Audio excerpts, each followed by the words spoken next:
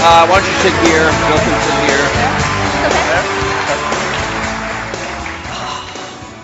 Okay. Well, thank you.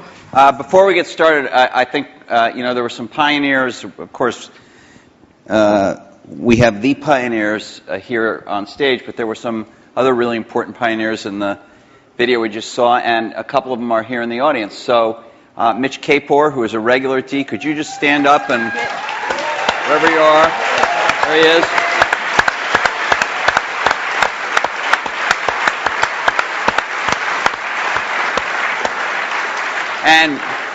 And Fred Gibbons, who has not come to D before but is here tonight. Fred. There's Fred. Right there. And I don't know if he's in the room, but I do want to recognize our fellow journalist Brent Schlender from Fortune, who did the last, to my knowledge, the last joint interview these guys did. It was not on a stage, but it was a Fortune magazine interview. Brent, I don't know if you're in the room. If you are, can you stand? Maybe he's... Oh, way back there. Way over there.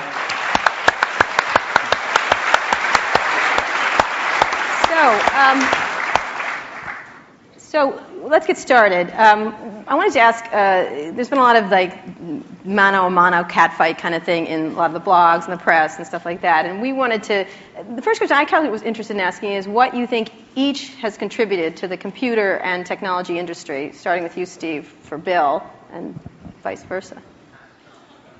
Well, Bill built the first software company in the industry. And I think he built the first software company before anybody really in our industry knew what a software company was, except for these guys. And that was huge. That was really huge. And the business model that they ended up pursuing turned out to be the one that worked really well, for the industry. Mm-hmm. So I think, but the biggest thing was Bill was really focused on software before almost anybody else had a clue that it was really the software. That's what I see. I mean, a lot of other things you could say, but that's the high order bit. And I think building a company is really hard, and it requires your greatest persuasive abilities to hire the best people you can and keep them at your company and keep them working, doing the best work of their lives, hopefully. And Bill's been able to stay with it for all these years.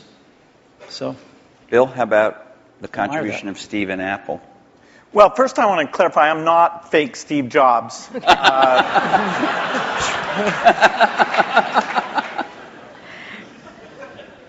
What Steve's done is quite phenomenal. If you look back to 1977, that Apple II computer, the idea that it would be a mass market machine, the bet that was made there by Apple uniquely, there were other people with products, but the idea that this could be an incredible, empowering phenomena, Apple pursued that dream. Then one of the most fun things we did was the Macintosh, and that was so risky. People may not remember that Apple really bet the company. Lisa hadn't done that well, and some people were saying, okay, that general approach wasn't good. But the team that Steve built, even within the company, to pursue that, even some days it felt a little ahead of its time. I don't remember that Twiggy disk drive. 128K. Yeah. The Twiggy disk drive, yes. Steve gave a speech once, which is one of my favorites, where he talked about, in a certain sense, we build the products that we want to use ourselves. So he's really pursued that with incredible taste and elegance that has had a huge impact on the industry. And his ability to always come around and figure out where that next bet should be has been phenomenal. Apple literally was failing when Steve went back and reinfused the innovation and risk-taking that have been phenomenal. So the industry's benefited immensely from his work. We've both been lucky to be part of it, but I'd say he's contributed as much as anyone. We've also both been incredibly lucky to have had great partners that we started the companies with, and we've attracted great people. I mean, so everything that's been done at Microsoft and at Apple has been done by just remarkable people, none of which are sitting up here, today. Well, not us. Well, you're sort of the Not you. not us. And You're in a way you're the stand-ins for all those other people. in a way we are. In a very tangible way. So Bill mentioned the Apple II in 1977 and 30 years ago, and there were a couple of other computers which were aimed at the idea that average people might be able to use them. And looking back on it, a really average person might not have been able to use them by today's standards, but it certainly broadened the base of who could use computers. I actually looked at an Apple ad from 1978. It was a print ad that shows you how ancient it was, and it said thousands of people have discovered the Apple computer. Thousands of people, and it also said, you don't want to buy one of these computers where you put a cartridge in. I think that was a reference to one of the Atari or something. I don't know. You want a computer you can write your own programs on.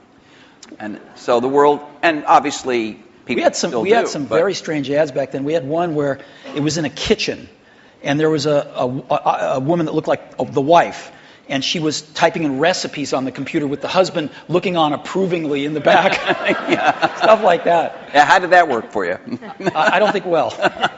So, but just think back to, I know that you started Microsoft prior to 1977. I think Apple started the year before in 76. Microsoft in 74 was when we started writing the 75. BASIC. And then, then we did shipped the BASIC in 75. Okay. Most people, some people here, but I don't think most people know that there was actually some Microsoft software in that Apple II computer. Do you want to talk about what happened there, or how that occurred? Yeah, there'd been the Altair and a few other companies, actually about 24, that had done various machines. But the 77 group included the PET, TRS-80, Commodore. and Commodore PET, TRS-80, and the Apple II. The original Apple II BASIC, the integer BASIC, we had nothing to do with. But then there was a floating point one where, and I mostly worked with Woz on that. Let me tell this story. So Woz,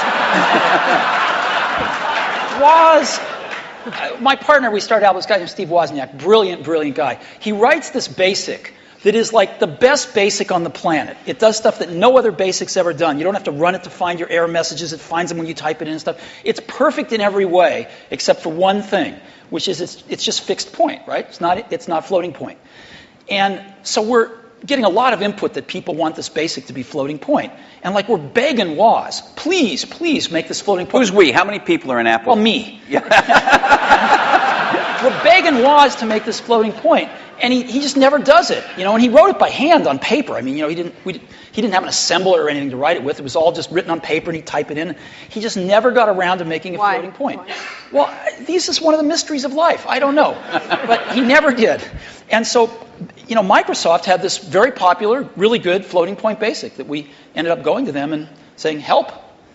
And how much was I think you were telling us earlier? That was $31,000. That Apple paid you for that. the floating point BASIC. And I flew out to Apple. I spent 2 days there getting the cassette. The cassette tapes were the main ways that people stored things at the time. Right. And, that was fun. I think the most fun is later